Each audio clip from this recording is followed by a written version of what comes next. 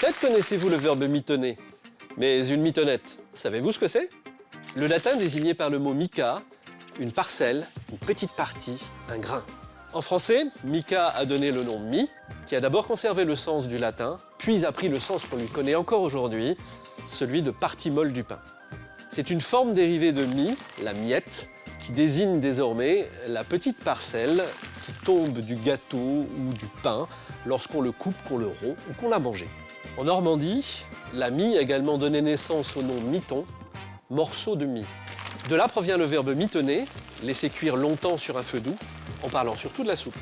D'où préparer doucement, apprêter et finalement caresser, dorloter. Ce verbe apparaît sous la plume de François Rabelais en 1546. Il sera finalement adopté par le français standard.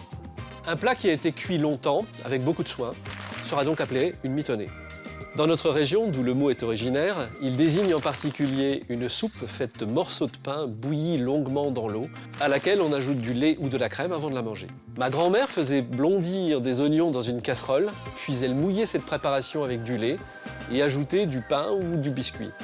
Elle laissait mitonner cette soupe doucement sur un coin de sa cuisinière à bois. J'adorais ça. Dans le Cotentin, on nomme cette soupe, destinée souvent aux enfants, mais pas exclusivement, une mitonnette, une mitounette ou une mitonnade.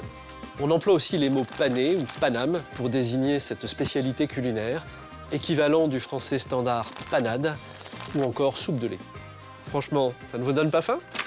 Alors, qu'est-ce que vous en dites?